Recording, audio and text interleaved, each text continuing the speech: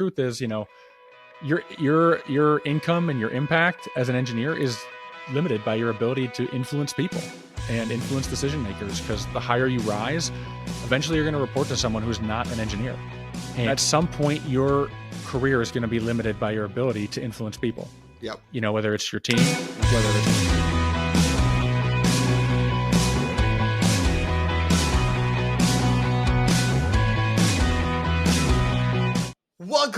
Welcome to this episode of the How to Get a Job podcast. Today I have Doug Howard with me today. He's a leadership coach for engineers, and I'm super excited about talking on how engineers can become the best leaders and have amazing careers. Doug, welcome to the show. How are you doing today? I'm doing great, and I'm glad to be here, Daniel. Thanks for that awesome introduction. No. I'm super excited. This is going to be a great episode, but I'm really intrigued. What made you want to kind of be a career coach for engineers that want to go into leadership or are going into leadership or are in leadership? Sure. Well, I guess the simplest way to put it is I wanted to be the resource that I didn't have when I was earlier in my career. When I was an individual contributor, I knew I wanted to help people when I was an individual contributing engineer, but I didn't know how to develop these skills, because most engineers aren't naturally outgoing. They're not people oriented. We're more process oriented and we're more introverted. So, I didn't have anyone to help me develop these skills and help me kind of make that transition into leadership. And I eventually did. I moved into a manager and director role. And I just realized that, I would have probably gotten there faster if I had someone like me to help me develop these skills at a younger age. Absolutely. I think it's so you're here telling me that a lot of times when we see a hiring manager in an engineering firm, that they don't go through leadership training or management training or interviewing training. Well, they do, but it's not presented in a way that resonates for them. And, I'm not going to bore you with a whole bunch of deep human psychology stuff here, but a lot of what I do is based in human psychology. And engineers, most of us have a different way of thinking.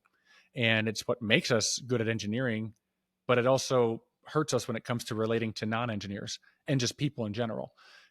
Engineers, the simplest way to put it is we're left-brained and we're more logical, we're more analytical, we're more comfortable with facts and objective analysis and things like this, but we're not as comfortable with, the complexities of human emotion and feelings and empathizing with someone else who doesn't have the same perspective or background as us. And it's not, about being a good or bad person. It's just, it's not a skill that a lot of engineers have. It doesn't come natural to us. Then you go to college and you take all these technical training courses and Calc 3 and differential equations and advanced physics, and you just lean more on that left brain without really developing the right brain. And the right brain is in tune with feelings and emotions, your own as well as understanding other people's emotions.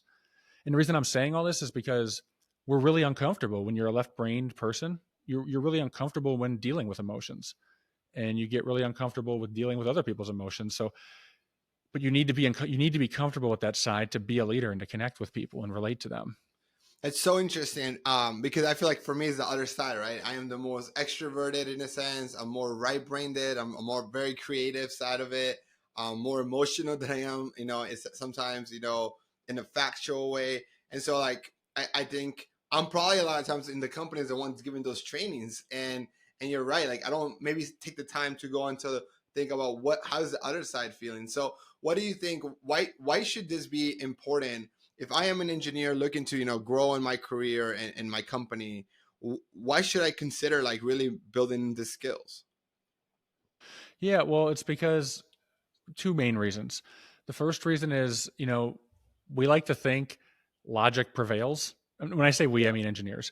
We like to think logic prevails, and that if something's correct, it will shine. It'll rise to the top. But the truth is, your income and your impact as an engineer is limited by your ability to influence people and influence decision makers, because the higher you rise, eventually you're going to report to someone who's not an engineer, and you're going to work with cross-functional teams that aren't engineers, that don't think like you.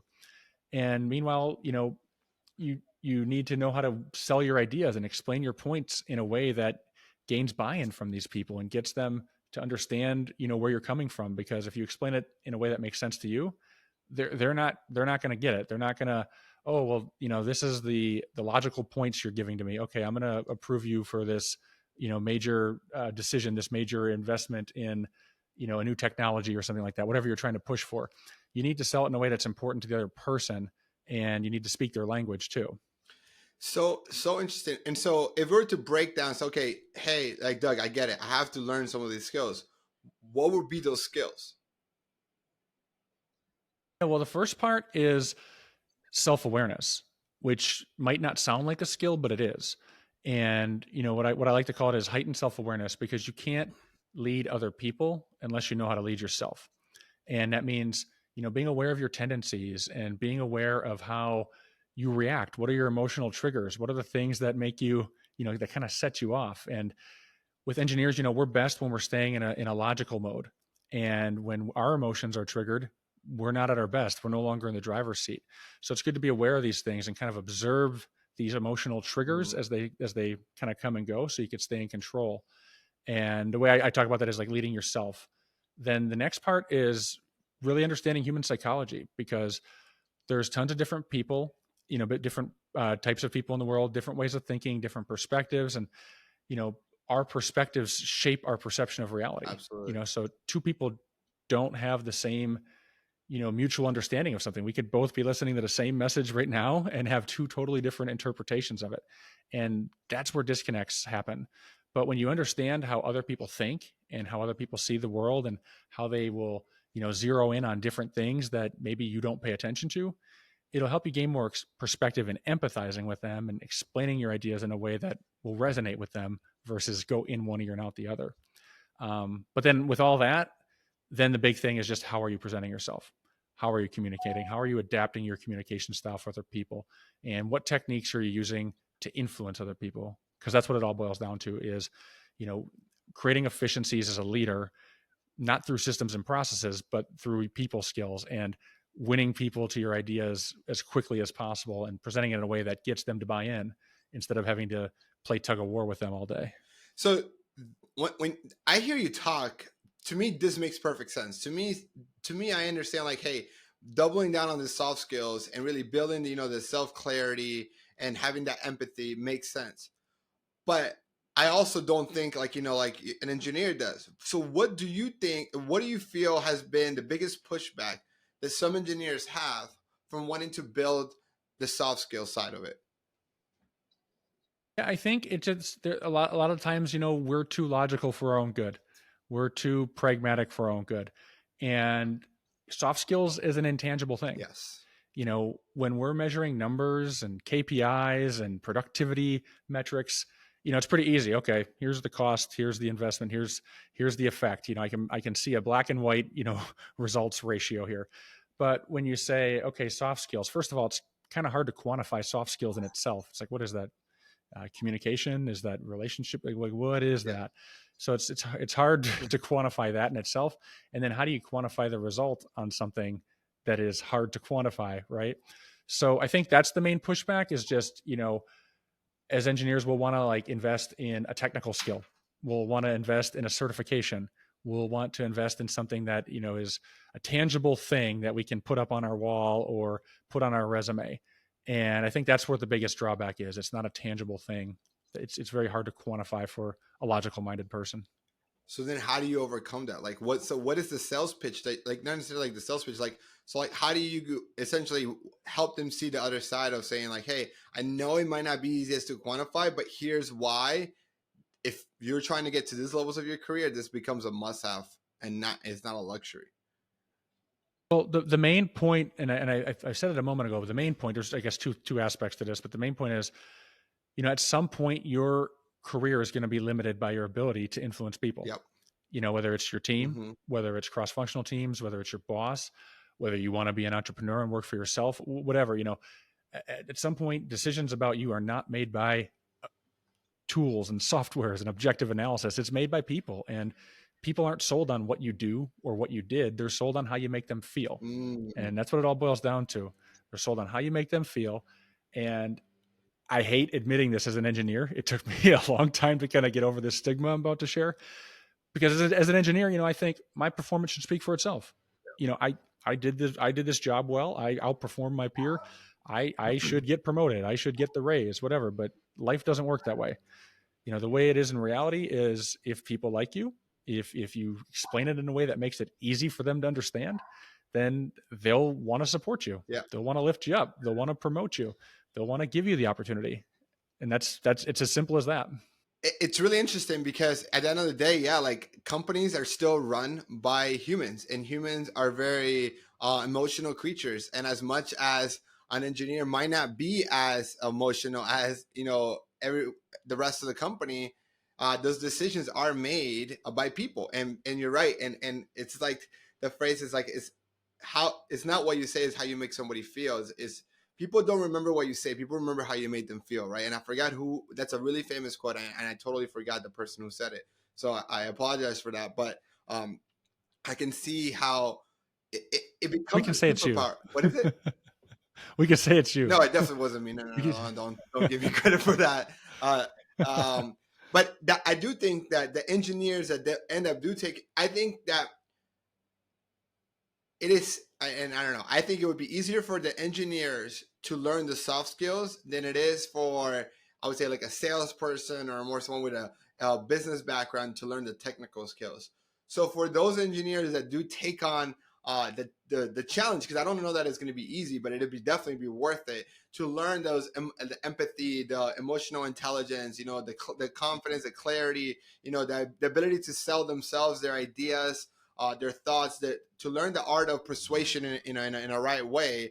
I think that becomes a superpower that it's going to just catapult you, because you're going to be able to talk to both sides, and be able to be that interpreter.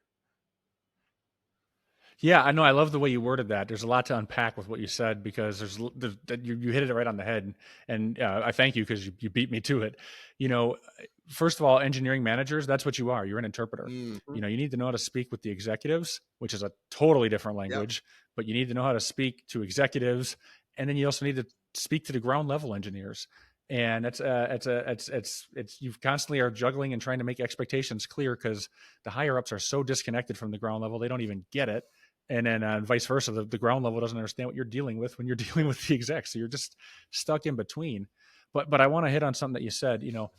It is easier for engineers to learn soft skills versus the other way around, Yep. versus I don't know, a salesperson to learn technical skills. And I learned firsthand. My career was stuck forever when I was an engineer, when I was an individual contributor. I was running circles around my peers, and I was, you know, I felt like making it so obvious to my boss that I was ready for these other opportunities. But every time I went in and asked, hey, I'd like a raise, or I'd like to be considered for leadership roles, it always became a conflict. He always took it like offensively. He always took it like I was being aggressive, and I couldn't understand why. And it hit, kind of came to a head one point where I was basically given an ultimatum. My boss thought I was being a jerk, and I didn't feel like I was. I felt like I was just saying what I deserved and why I deserved it. And he's, hey, are we gonna have a problem here? Is this not gonna work? Do we have to do we have to put you on another team? And I couldn't understand, like, what's the disconnect here? I don't understand why I'm being perceived this way. And it was kind of an eye opener for me to take a look in the mirror and figure out, like, how am I presenting myself to other people? How am I coming off? How is this person reading me? Because I'm not trying to come off this way. And that was kind of the eye opener for me to realize, what? It doesn't matter what I do. It's how the other person views me. It's how the other person sees what I do. But where I'm going with this is, engineers can learn these skills as long as it's taught in the right way. And that's what I do when I help engineers. Is I don't teach these skills like other training programs do. you know, Other training programs assume that you're naturally outgoing, and they assume that you're just gonna, oh, hey, go be nice to people, smile, and things will just take care of itself. But no, I don't teach it that way. I teach it through logical frameworks, and everything I do is based in science, and everything is based on, if you do this, this is how the other person will react. And I teach you, I like to describe it as, I teach you how humans work as a system, because that's kind of what we are. When you take a step back and you think ancient mankind and ancient civilization, and we all played different roles, and we all kind of fall in line into society, and outside influence kind of prevents that from happening. So if you work in a bad company culture, that'll break that, Yep. and people then all of a sudden won't cooperate. So I teach you as a leader how to remove that bad outside influence so that everyone kind of falls in line, and people want to follow and support each other and work together, because we are, I like to use engineering terms when I'm explaining this stuff, we are programmed in our brains through evolution to cooperate and to want to support each other and to want to be a team and to want to collaborate. It's outside influence that prevents that from happening. So what I teach engineering leaders how to do is to recreate kind of that homeostasis.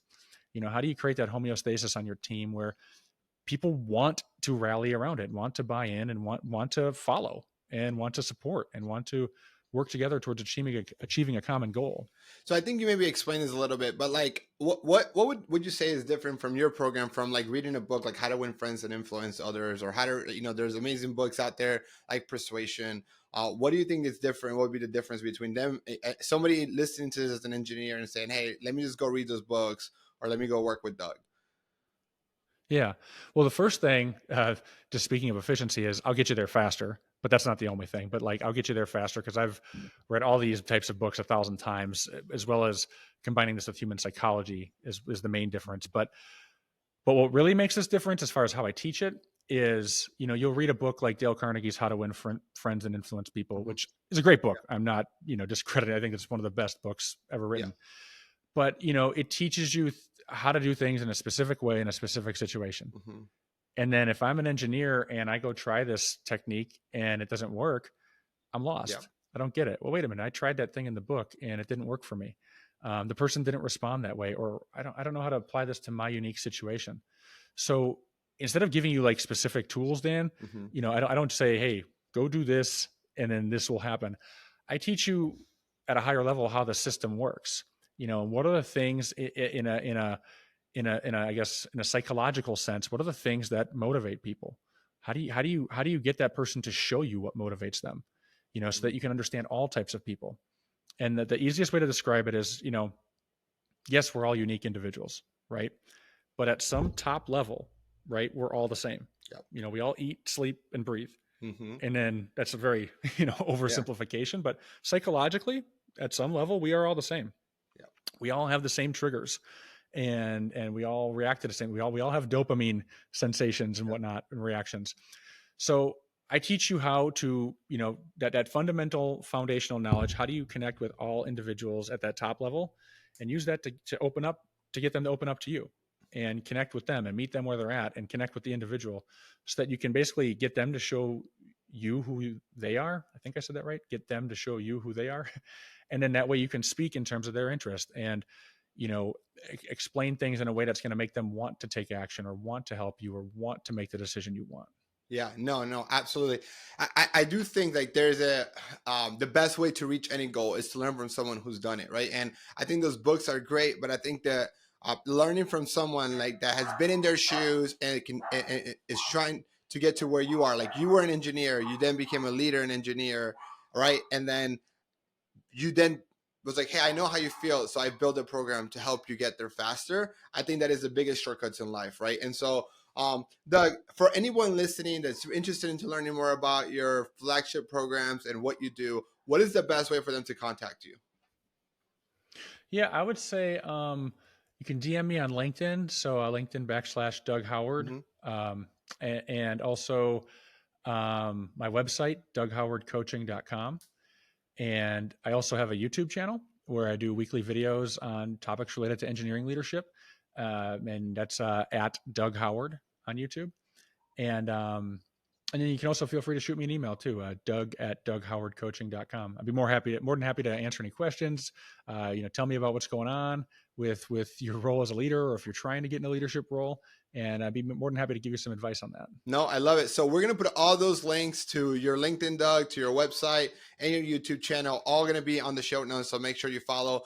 Doug, thank you so much for attending this episode of the podcast. This has been amazing. At least for me, I learned, a lot about like the importance of, learning both sides. For me, maybe I need to focus on learning some analytical, and for all my analytical friends that are listening, learning some of the soft skills. So Doug, again, thank you so much. And for all of you listening, catch you guys on the next episode. How to Get a Job podcast. You do have to identify. And I'm super back. I really wish that. Hey, I have some sales. My dad died when I was 3. All right, so welcome to this week's rant, and today I want to talk about soft skills. Soft skills are so important; they're underrated, and it's because what we talked about it's in this interview is that it's hard to quantify. It's hard to quantify how building your sales skills, how building your emotional intelligence skills by building empathy and building the ability to read the room and build relationships and network. How to quantify that in your career, but Doug is right. Like you hear it directly from an engineer, how important it is to build those soft skills, right? You have to understand that yes, there's technology and new technology it feels like every single day there's a new technology out there. But as long as humans are still making the decision, as long as the CEOs of companies are still humans, as long as recruiters and hiring managers are still humans, as long as those decisions are still made by humans, then you need to learn how to deal with humans. You need to learn how to build relationships. You need to learn how to be a good listener. You need to learn how to sell. You need to learn how to sell your ideas, your thoughts. You need to learn how to persuade and get people to do what you want.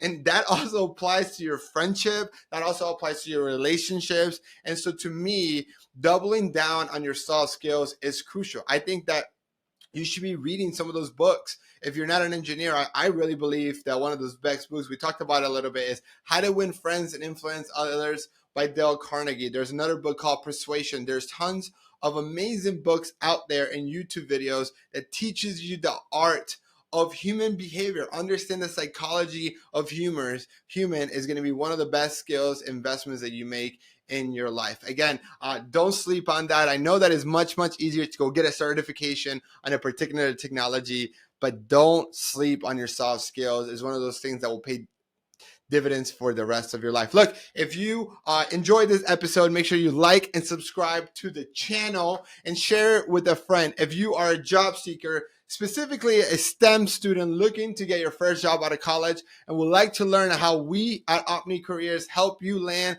amazing jobs without applying to hundreds of companies, definitely check the link below so that you can learn how we work with our clients. Again, thank you so much and catch you guys on the next episode. See ya.